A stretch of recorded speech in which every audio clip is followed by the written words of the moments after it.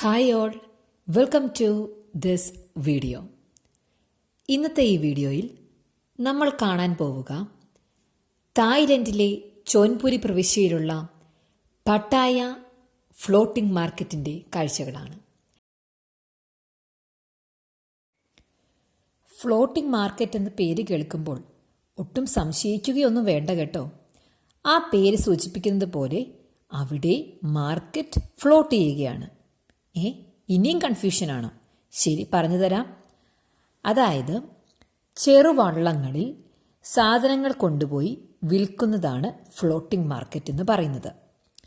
പണ്ട് കാലങ്ങളിൽ പല രാജ്യത്ത്, അതായത് കൂടുതലായി നമുക്ക് ഇത്തരത്തിൽ ഫ്ലോട്ടിംഗ് മാർക്കറ്റ്സ് കാണാൻ കഴിയുക Thailand, India, Vietnam, Myanmar, Bangladesh, Sri Lanka പോലുള്ള രാജ്യങ്ങളിൽ നമുക്ക് പഴയ കാലത്ത് ഒരുപാട് ഫ്ലോട്ടിംഗ് മാർക്കറ്റ്സ് നിലവിലുണ്ടായിരുന്നു. അന്ന് അത് എങ്ങനെയാണ് വർക്ക് ചെയ്തിരുന്നത് എന്ന് കാണിക്കാനാണ് നമ്മുടെ ഇപ്പോഴത്തെ കാലത്ത് ടൂറിസ്റ്റ് അട്രാക്ഷൻ പോലെ ഈ ഫ്ലോട്ടിംഗ് മാർക്കറ്റ്സ് എല്ലാം ക്രിയേറ്റ് ചെയ്തിരിക്കുന്നത്. ചിലത് അവിടെ തന്നെ ഉണ്ടായിരുന്നു, ചിലത് നമ്മൾ ക്രിയേറ്റ് ചെയ്തിട്ടുണ്ട്. അപ്പോൾ അത്തരത്തിലൊരു ഫ്ലോട്ടിംഗ് മാർക്കറ്റാണ് ഈ പട്ടായയിൽ ഉള്ളത്. തായ്ലൻഡിൽ തന്നെ ഒരുപാട് ഫ്ലോട്ടിംഗ് മാർക്കറ്റ്സ് ഉണ്ട്.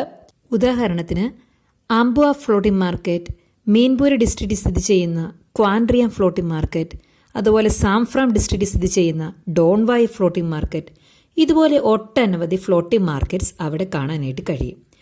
എന്നാൽ നമ്മൾ കാണാൻ വേണ്ടി പോകുന്ന പട്ടായ ഫ്ലോട്ടിംഗ് മാർക്കറ്റ് ഇവയിൽ നിന്നെല്ലാം തികച്ചും വ്യത്യസ്തമാണ്. അതിൻ്റെ സ്പെഷ്യാലിറ്റി നമുക്ക് വഴിയെ കാണാം. സോ ഇന്നത്തെ വീഡിയോയിൽ നമ്മൾ കാണാൻ വേണ്ടി പോകുന്നത് നേരത്തെ സൂചിപ്പിച്ചതുപോലെ പട്ടായ ഫ്ലോട്ടിംഗ് മാർക്കറ്റിൻ്റെ വിശേഷങ്ങളാണ്. And without wasting time, let's begin.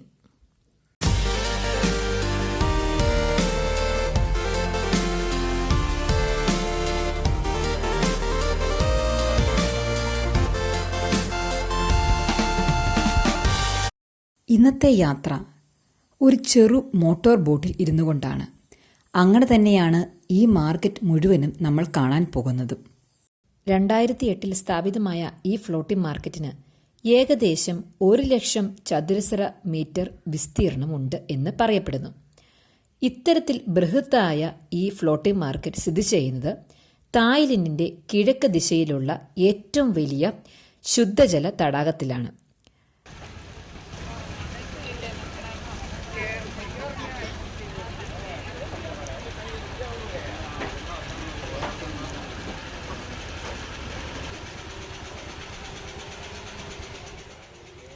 നീണ്ട 70 വർഷങ്ങൾ തായ്ലൻഡ് ഭരിച്ചിരുന്ന ഭൂമിപോൽ അതുല്യതേജ് എന്ന രാജാവിൻ്റെ കോൺസെപ്റ്റായ സെൽഫ് സഫിഷ്യൻറ്റ് ലിവിംഗ് എന്ന ആശയത്തിന്മേലാണ് ഈ പട്ടായ ഫ്ലോട്ടിംഗ് മാർക്കറ്റ് കെട്ടിപ്പടുത്തിരിക്കുന്നത്. അങ്ങനെ സ്വയം പര്യാപ്തത ആർജിച്ച ഒരു പറ്റം കച്ചവടക്കാരുടെ ഇടയിലേക്കാണ് നമ്മളിന്ന് യാത്ര ചെയ്യുക.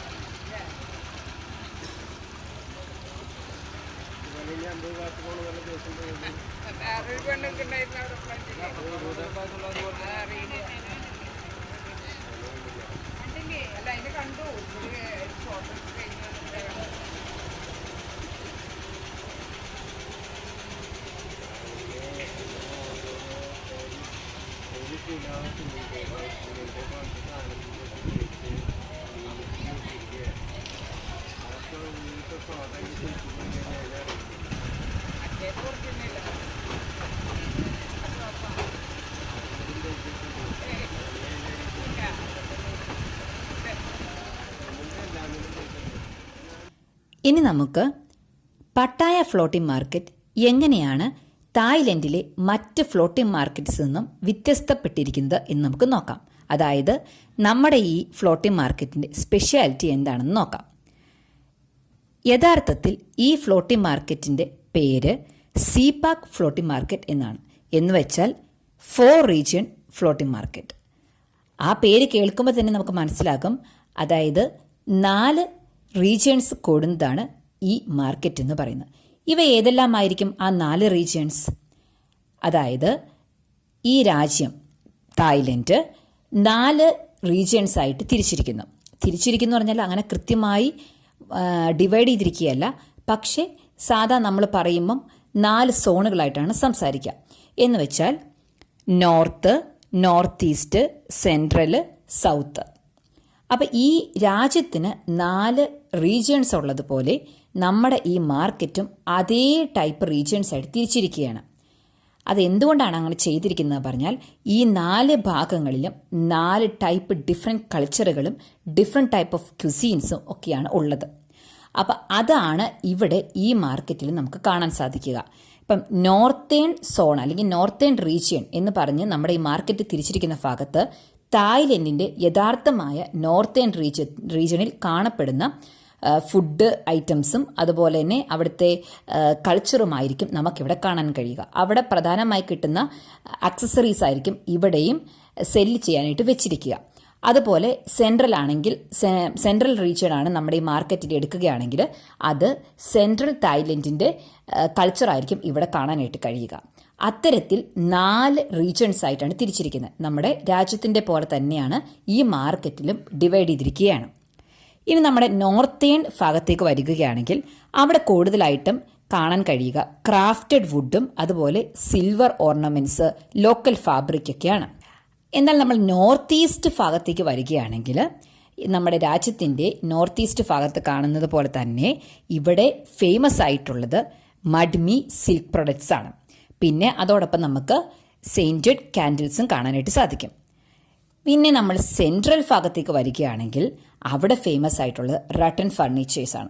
റട്ടൺ ഫർണിച്ചർ എന്ന് പറഞ്ഞാൽ നമ്മുടെ ഇവിടെ ഈറ്റ കൊണ്ടും അതുപോലെ തന്നെ ചൂരൽ കൊണ്ടൊക്കെ ഉണ്ടാക്കുന്ന ചെയറുകൾ, മേശ, അതുപോലെ സാധനങ്ങളൊക്കെ ഉണ്ടല്ലോ.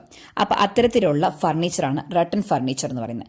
അങ്ങനെയുള്ള സാധനങ്ങളായിരിക്കും നമുക്ക് അവിടെ കാണാനായിട്ട് കഴിയുക. പിന്നെ നമ്മൾ 4ാമത്തെ ഭാഗമായ സതേൺ സോണിലേക്ക് വരികയാണെങ്കിൽ, സതേൺ റീജിയനിലേക്ക് വരികയാണെങ്കിൽ അവിടെ കൂടുതലായിട്ടും കാണുക കോക്കനട്ട് പ്രൊഡക്ട്സ് ആയിരിക്കും. അതായത് ഇപ്പം നമ്മൾ ചിരട്ട കൊണ്ടുള്ള സ്പൂണുകൾ, മറ്റ് കരകൗശല വസ്തുക്കൾ, അതോടൊപ്പം നമ്മുടെ ചകിരി കൊണ്ടുള്ള മാറ്റുകൾ, അങ്ങനെയുള്ള കോക്കനട്ട് പ്രൊഡക്ട്സ് ആയിരിക്കും അവിടെ കൂടുതലായിട്ടുണ്ടാവുക.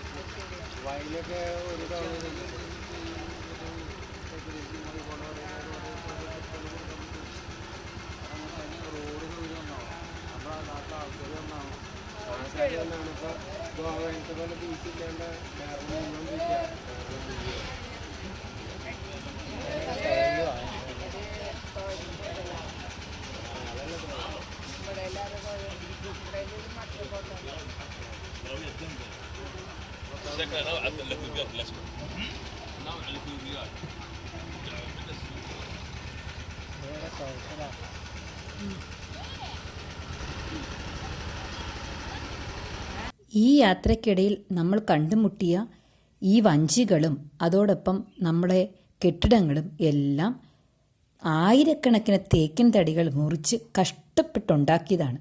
ആ കഷ്ടപ്പാട് നമ്മൾ ഒരിക്കലും കാണാതെ പോകരുത് കേട്ടോ. അതുകൊണ്ട് കെട്ടിടങ്ങൾ കാണുമ്പോൾ ഒടിഞ്ഞിരിക്കുന്നു, പറഞ്ഞിരിക്കുന്നു, ഷാബിയാണ്, ടോണാണ് എന്നൊക്കെ തോന്നിയാലും they had actually put a lot of effort behind this great art. So we have to definitely appreciate their hard work.